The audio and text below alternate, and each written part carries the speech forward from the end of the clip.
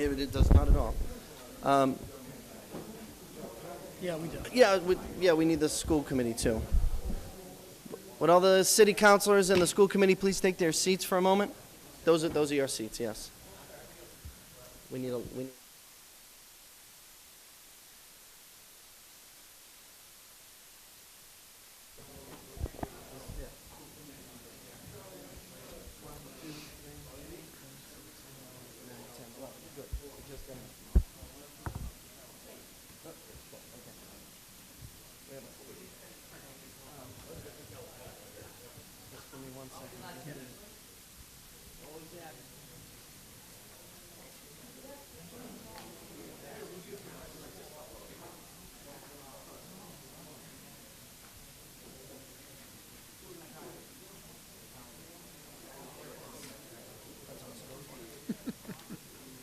I wasn't going to remember everyone's name. If one more person takes my pen, Here. I put like a bunch of them here, like a whole box. I took a whole box of pens from you.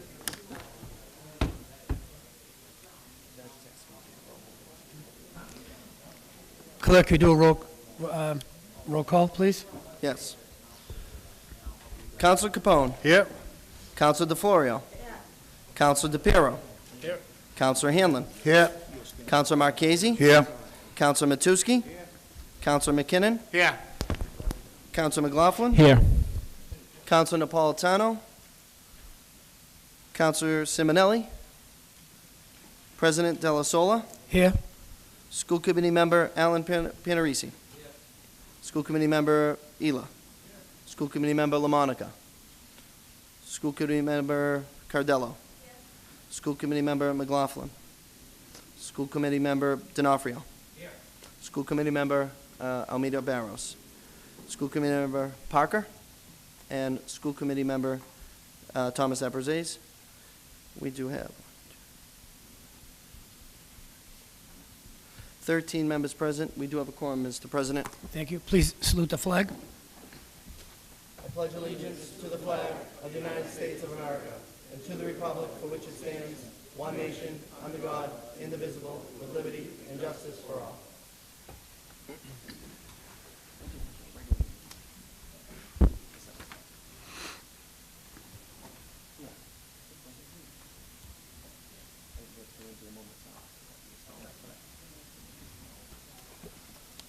You can have me read the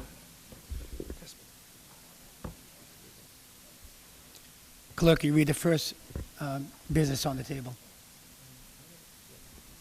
I would recommend to take them collectively.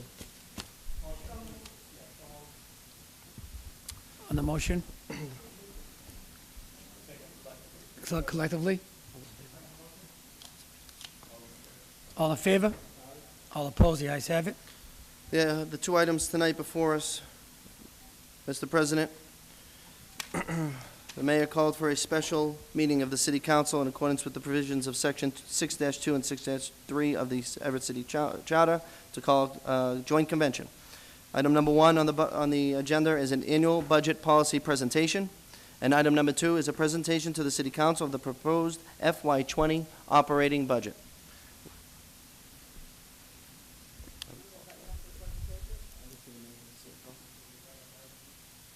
Councilman McLaughlin? Make a motion that we invite Second. up Mayor DeMaria and CFO Eric Demus. Second, all in favor? Aye. Ayes have it.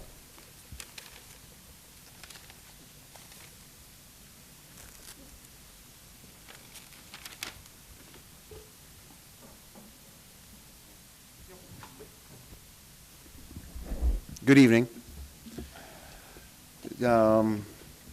So this is the budget letter you'll see in your budget book. I'm just going to read it, and then the CFO will do a budget presentation and a financial forecast per the charter. So, dear citizens of Everett and honorable members of the City Council and School Committee and members of the school administration, I am pleased to present you with the proposed fiscal year 2020 operating budget for the City of Everett. The proposed fiscal 2020 budget totals $208,047,765 a 4% increase over the fiscal year 2019 adjusted budget. The largest budget increases are in the schools at 7% and fixed costs at 5%. Fixed costs include debt service, pension costs, and health insurance. In order to balance the fiscal 2020 budget and address rising costs, we are proposing an efficient and effective spending blueprint.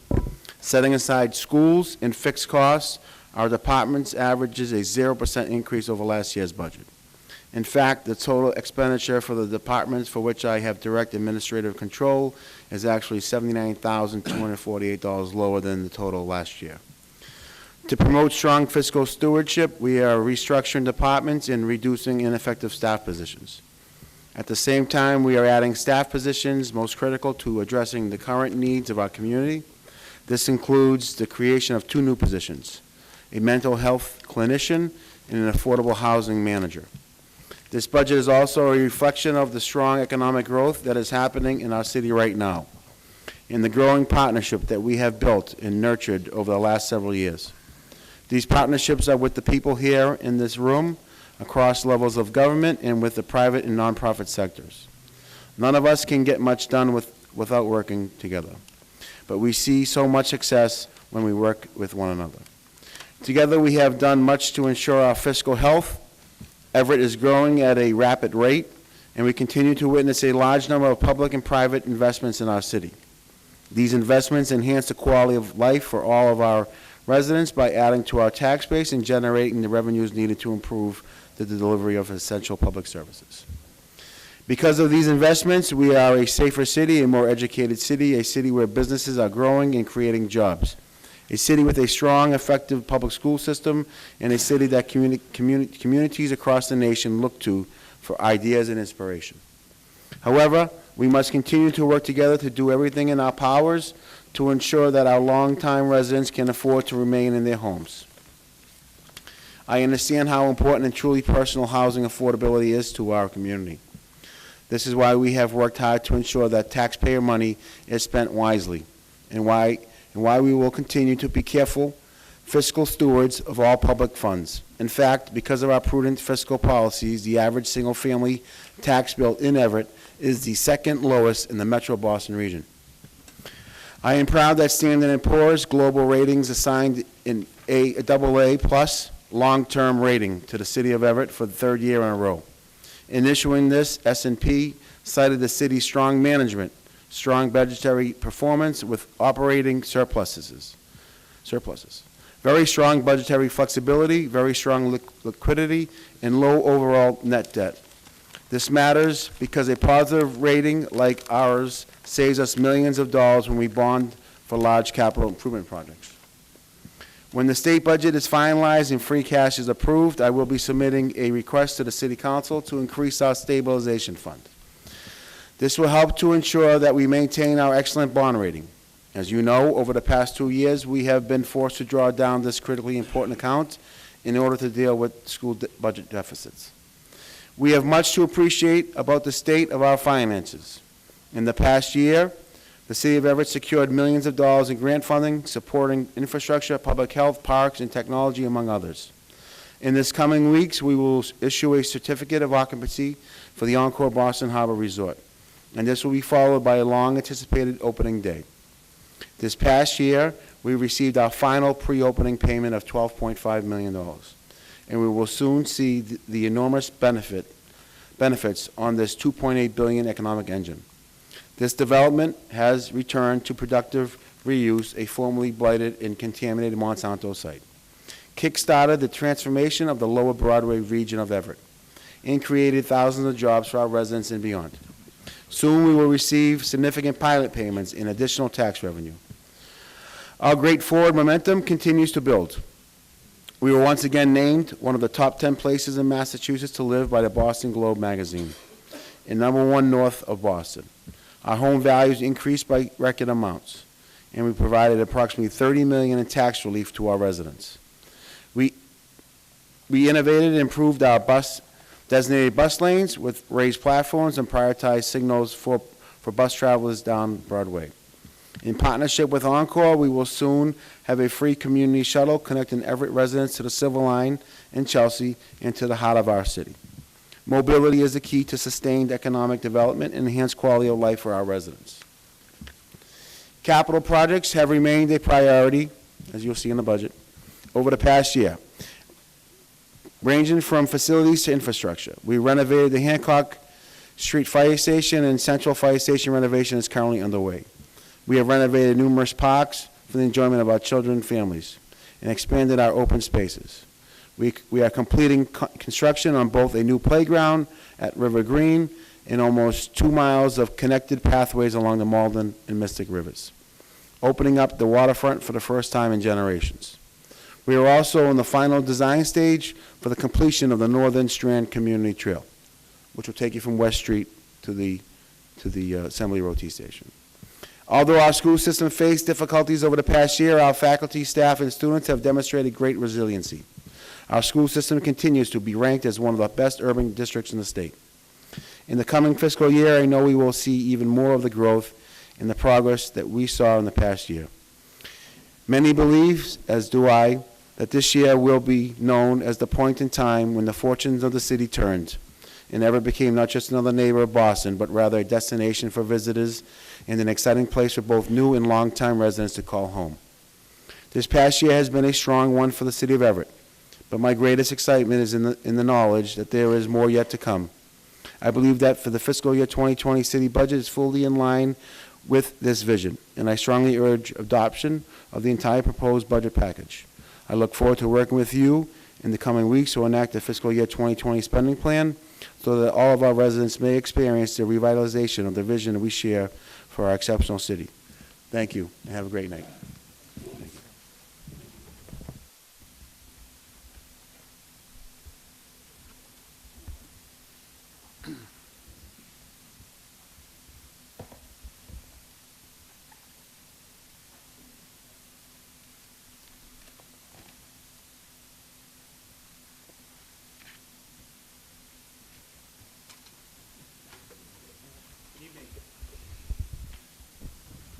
Thanks, Serge. So the budget book that you have in front of you is broken down into 4 sections this year. First, the operating budget, the water sewer budget, the capital improvement budget, and this year we'll be getting into it, but we are proposing an ECTV budget.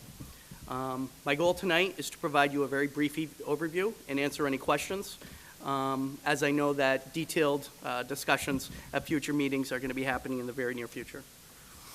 Per Article 6.2 of the City Charter, as the Mayor just indicated, the Mayor shall call a joint meeting of the City Council and School Committee to include the Superintendent of Schools.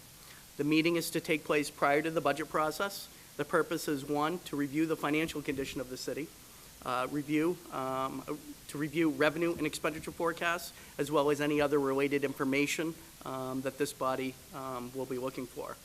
And the goal is to develop a coordinated budget. As the Mayor just indicated, we're extremely pleased. Standard & Poor's has again assigned a AA+ stable rating to the city's 2019 general obligation municipal purpose loan bonds that we just issued this prior spring. The one change that we actually saw this year for an improvement is Standard & Poor's has given us a stable outlook on our financial future, and all of our bonds are backed by the city's full faith and credit. This AA+ rating reflects Standard & Poor's opinion of the following factors. As the Mayor indicated, stare budgetary flexibility with audited FY 2018 reserves of 20% of our general fund expenditures. Our strong budgetary performance with a diverse revenue stream led by property taxes and state aid revenue of 50% and 44% respectively. The city still maintains very strong liquidity, providing very strong cash to cover debt service and expenditures. Our strong management condition with good financial management policies and practices under Standard & Poor's financial management assessment methodology. The city still maintains strong debt and contingent liabilities profile. This is due to our low carrying costs, our low net debt, and our rapid amortization. Over 80% of our debt that we currently have on the books is scheduled to be fully paid within the next 10 years. This along with our strong institutional framework. We're anticipating closing the end of the year with a stabilization fund balance of $3,622,884. We will have free cash as certified by the Department of Revenue. Our OPEB liability trust will close the year with a balance of $5,695,962. And in our capital improvement stabilization fund, we'll be closing the year with $3,756,925. All of these funds have financial policies as to their funding source as part of the FY 2020 budget. There is no mandated format for budget documents. Every city is different in the terms of its formal structure, its culture, and its informal practices. There are no right and wrong approaches, but there are best practices that can provide common ground for those involved in the budget process, and the city has always incorporated those best practices into the budget policy. This year, the city received the GFOA Certificate of Achievement for Excellence in Financial Reporting, or called our CAFR. The award is the highest form of recognition in government accounting and financial reporting. This is the third year in a row the city has received this award. The award focuses on excellence, transparency, and accountability.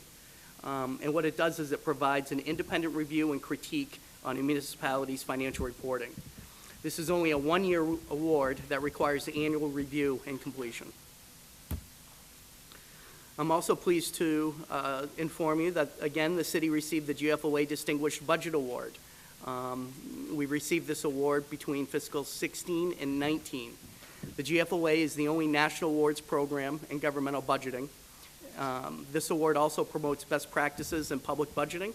It focuses on transparency and accountability. This also provides an independent review and critique on the city's budget document as a whole. This is also a one-year award that focuses on continuous improvement. The GFOA Distinguished Budget Award has guidelines that are designed to assess how well a municipality's budget serves as, 1, a policy document, 2, a financial plan, 3, an operations guide, and 4, a communication device. A communication device between not just for city government and city council, but for the residents as well.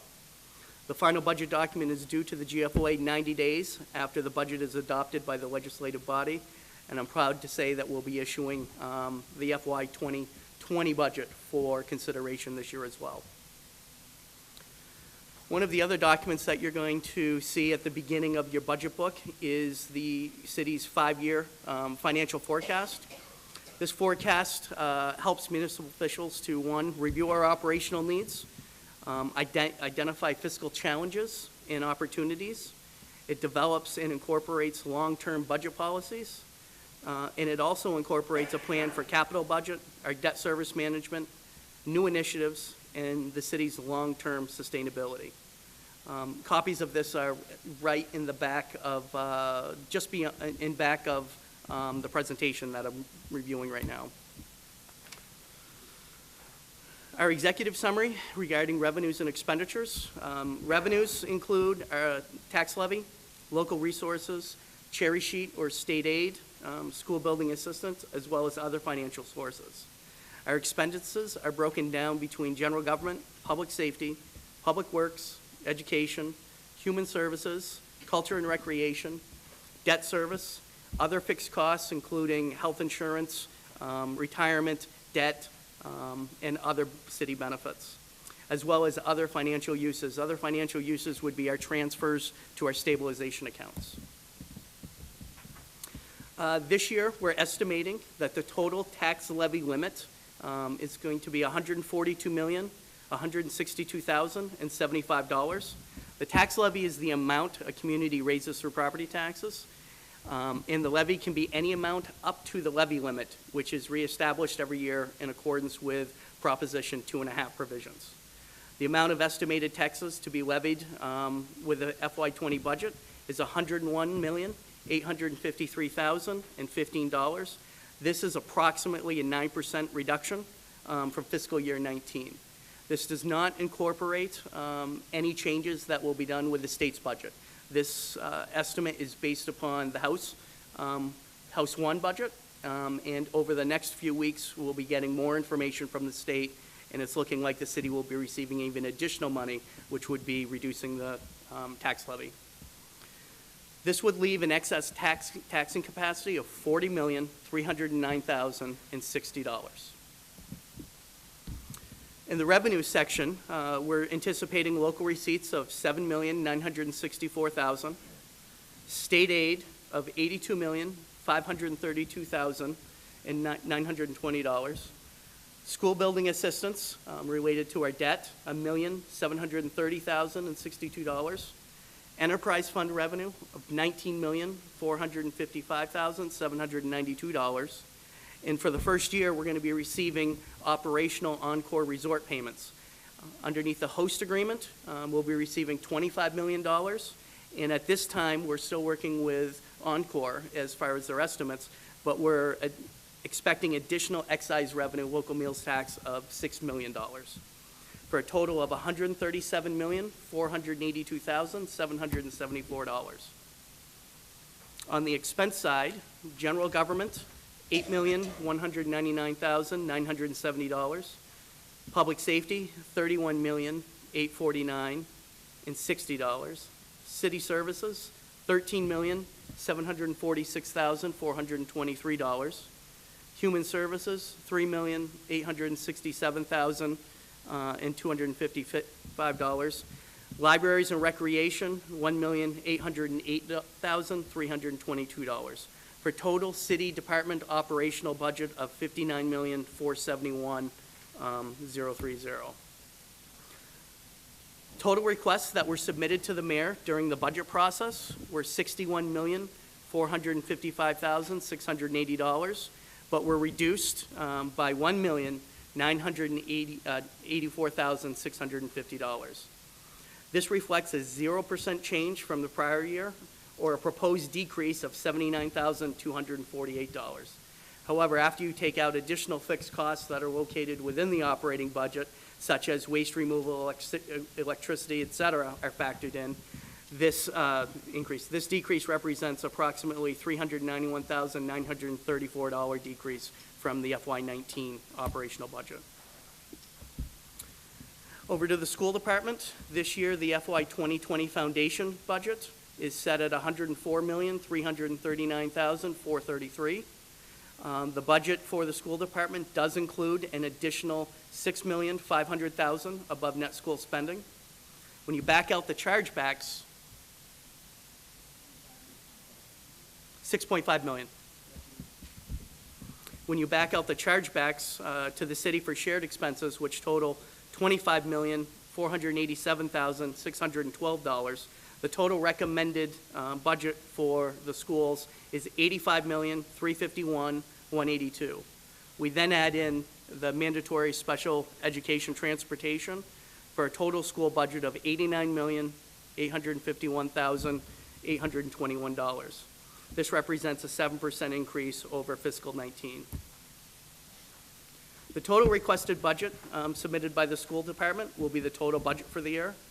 There will be no supplemental appropriations during the year from other funding sources, such as Medicaid reimbursements, state funding, stabilization, or free cash. The School Finance Review Commission has been meeting regularly, and the budget was a large topic of discussion. And this budget fully funds the school committee and administration's requests, which was based on the requests of all of the school principals. On to our fixed costs, our retirement assessment, $15,970,286. Employee insurance, $21,463,200. Our FICA or payroll taxes of $1,710,225. Property and liability insurance, $2,075,000. And debt service of $16,329,703. Total fixed costs of $58,724,914, which represents a 5% increase over fiscal 19. As I indicated earlier, for the first time, due to changes in state law, the city is going to be required, like every other community throughout the Commonwealth, to adopt an enterprise fund budget for ECTV. ECTV is funded through our cable franchise fees, the fees must be spent on ECTV activities. We currently account for this activity in a special revenue fund, but the budget is not required to be appropriated. Moving forward, what we will be doing is incorporating enterprise fund legislation in the next couple of meetings in which you will be voting on the ECTV budget, just as you do with the water sewer budget. The new changes in the law establish a new separate enterprise fund. The budget is required to be submitted to the City Council as part of the annual budget process. And the votes that are required to comply with the law will be the creation of an enterprise fund, transfer of existing PEG or ECTV fund balance to the new enterprise fund, as well as the approval of the budget. And to wrap up, the city has proven to have sound financial policies, reserves, and a stable economic outlook, as indicated by Standard & Poor's Global, reaffirming our AA+. The city will seek to receive the GFOA's Distinguished Budget Award as part of the fiscal 2020 process. The fiscal 2020 budget is balanced with over $40 million of excess capacity available. Our financial forecasting and sound fiscal policies will also continue to help the city continue in its financial success. Thank you. Are there any questions? Council McLaughlin? Thank you, Mr. President. Mr. President, through you to our guest, I just have two questions, Mr. Demas. One is, you talk about public safety's budget at $31 million and change. This year, we will see a several $million I from Encore Boston Harbor that is supposed to be utilized just for public safety, correct? I think it's $5 million as part of the host community agreement. I have a meeting scheduled to work out all of the details in regards to all of the funding that we're going to be receiving from Encore. I'm meeting with their chief financial officer, because in addition to that, we're also going to be receiving funding for 6 to 7 police officers. And when we present the police budget, we'll get into that. So you'll see that we have actually 6 to 7 individuals that are out of the budget that currently were in there. Because as I said, we're working out those details. So by next Saturday, when we get into the budget discussions, we can get into more detail. This Saturday, you mean, right? This Saturday. Okay, so that is one question. The second question is, $6.5 million on the school, over a school net spend. Is that the money that may or may not be able to be cut from their budget if there were to be a recommendation? So, because usually we have to vote for the budget as presented, but if there's $6.5 million number, is that the number that can be looked at? Currently, right now, that $6.5 million is above current net school spending. There were recent developments through the state's budget process last week that we're still dissecting. And that's what I'm getting at, correct? So Right. the senator is working diligently in the Senate on the budget with potential funding. So is that the number that we could offset some of that money with if the senator were to be able to get additional funding through? Hopefully, we'll have to wait and see to see what the state actually finalizes when they lock in that budget. Okay. But we'll just have to wait and see with what the state does. Okay, because I remember last year there was some back and forth on those numbers. And I just want to be clear and upfront this year on where we stand from the time the budget is presented to the rest of the school year. So if there's additional funding coming back, where does it go, and how is it back into the budget? All of those questions really need to be answered, I think, to be able to have a full understanding of the budget. So those, I think, are really crucial understanding points that we need to get out Sure. and upfront with. What I can tell you is that the school budget presented before you is currently $6.5 million above net school spending. Again, that number is subject to change as the state goes through their budgetary process. And it fully funds all of the requests from all of the principals, the school committee, and the administrators. If the senator were to get $3 million, for example, is our commitment now $3.5 million, or is it still at $6.5 million? The city, as long as the city appropriates above net school spending, there would be no additional requirement for the city to spend any additional money. So in a sense, what's happening is the mayor and city council approving this budget would be guaranteeing the increases in state aid before it actually happens at the State House. Okay. I think All we set, can discuss Counselor? it further. Thank you. Council Capone? Thank you, Mr. President. Through you to our guest. Thank you, Mr. Demas. Just a couple of things. Obviously, we don't want to get into the budget tonight. Sure. We got plenty of time over the next 4.5 days to look at this. In terms of a time frame, what do we have as an absolute last date to be able to approve budget, make cuts, et cetera? I know we're meeting on Saturday, Sure. but I mean, it's... You would have to vote it before June 30. Okay, as long as we do that. All right.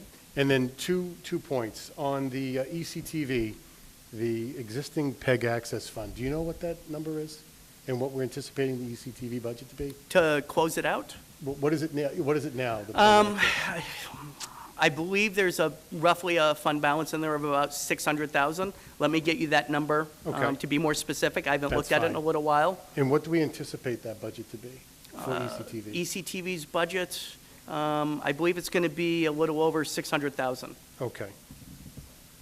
And then one other question I have for you. There is a section in there in the budget book, though, so it'll have Okay. everything in detail. Great. With regard to the CAFR program and the other program that's in here with GFOA, both of those say that it provides independent review and critique on the budget. Is that incorporated in this document anywhere, in this book, the critique? No, but I can share it with you. Yeah, that would be great. No, Absolutely. I appreciate that. And then the only other issue I have, not with you, just the administration. I know that it was stated that the letter was in the book. I didn't see it. I don't know if it's in here somewhere, but if it isn't, I'd like to get a copy of that as well. Absolutely. All right, thank you very much. I have no other questions. Counselor Florio, and then Counselor Hanlon. Thank you, Mr. Chairman.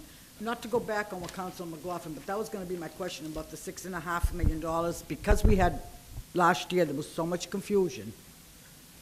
And I understand this is not budget hearing, but I want to make sure before we ask the questions, and I want to understand, and I want everybody else to understand, the school is requesting $6.5 million extra above net school spending. We have promised to give them that $6.5 million. We can cut it, or we don't have to give it to them, okay, as far as I know. If we get $6.5 million from the state after 3 months, does the school need 13 million or 6.5 million? That's the bottom line. So if we get it from the state, the 6.5 million, does that go back to the general fund? The state requires that you budget at net school spending. Yeah. Right now, we are at net school spending plus an additional 6.5 million.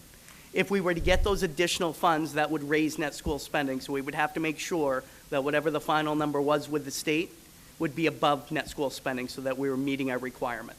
Right now, this budget fully meets net school spending plus the 6.5. Now, if that's the case, then the additional money coming from the state would actually come back into the general fund. Okay, that was my question, because last year we had the confusion where people put it on the agenda, why aren't we giving them the money? I don't want that to happen again this year, Sure. okay? I don't want repeat. So I want everybody to understand up front what's happening and what we expect even 6 months from now, okay? So that was going to be my question, and I want to clarify it. Thank you. Counselor Hanlon. Thank you, Mr. Chairman. Please excuse my back. My question is on the ECTV2, and I'm looking at the establishment of a separate enterprise fund, and my question is, will this work exactly like the enterprise fund that we have from the water system, where supposedly they raise their own money for their own funds? That's my question. Yes, so all of the cable access franchise fees that we receive will remain in that enterprise fund and will be required to cover costs. The difference with, the big difference that you're going to see with this one is we don't have the ability to increase those fees. Those fees are determined by long-term agreements with Comcast and RCN. So the city would be bound to that annual revenue that we receive under the franchise fee agreement. So we would be supplying some of that money, some of those funds to the ECTV? All of those funds. The cable franchise fees are required to be spent on ECTV. So that's why the city's always accounted for it in a separate special revenue fund so that the funds could be accounted for. The real change in the law is just making the budget more transparent and including it in the annual budget process. Thank you. Thank you, Counselor. Counselor Marchese. Yes, in the mayor's office, they have a grant writer. Why wouldn't a grant writer be in the community development? What? It's like $1 million budget in the mayor's office in salaries. So I'm Sure. just trying to figure, We could move that position. I don't know, I'm just weird It's seeing just it there, The that's all. grant office, the mayor's office is very involved. Your salaries, huh? Yeah, because it includes ECTV. Not ECTV, I mean 311 and the Or others. 3-1, the weekend people, whatever? Yeah. Typically, the grants, the mayor is extremely involved in calling legislatures, state level, federal level, so there's a lot of coordination that happens out of the mayor's office. Where we house it specifically could be up for... Who is the grant writer? What's We that? haven't- Who is the grant writer? We currently don't have anybody in that position right now, and Yep. Catherine Rollins is actually, is effectively our grant writer right now. All right, thank you. Is there any more questions from the councilors? Excuse our guest. Thank you. I have, So we're going to make a motion, is I the have- school coming up, or we're going to make a motion to refer it to the, no, I have exactly, I have know. to, I You have have to something read all this? Yep. Okay. If you'd like me to read it, and then Sure. I could just make the Yes, motion clerk. as read. To refer to the Committee on Budget for the meeting dates set by the Clerk of Committees and Chairman of the Budget Committee in the council chambers on the following days and times. Saturday, May 18th, beginning at 8:30 a.m., Wednesday, May 29th, beginning at 6 p.m. 6 members shall constitute a quorum unless otherwise specified. The mayor, city auditor, and mayor's chief of staff shall be invited to appear at the budget hearings to answer questions. Department heads requested to have the following information available for the committee. Total amount expended to date in 2019 budget for all line items. The amount they expect to be unexpended at year end from their 2019 budget appropriation and from what account. Names of funded, unfilled positions that aren't filled during the course of the year, and whether or not they expect to fill the positions during the course of the year. The Committee on Budget to report out to the City Council for their meeting on Monday, June 10, 2019. All budget hearing meetings shall be televised on ECTV, and a copy of FY20 budget is published on City's website. A copy made available at the Poundland Library and the City Clerk's office for public viewing. The City Clerk to advertise for a public hearing for all those interested in the proposed fiscal year 2020 annual budget, submitted by the mayor for June 10th meeting at 7 p.m. This will also include the CIP budget. In accordance with the charter, Section 6-4 and 6-5. The note shall contain times and places where the copies of the budget are available for inspection by the public. Make a motion to refer it as a committee as a whole on, for May 18th, Saturday, May 18th. Budget Committee. Seconded, all in favor? Aye. Opposed? The ayes have it. Make a motion to adjourn. Second. All in favor? Ayes have it. Thank you very much.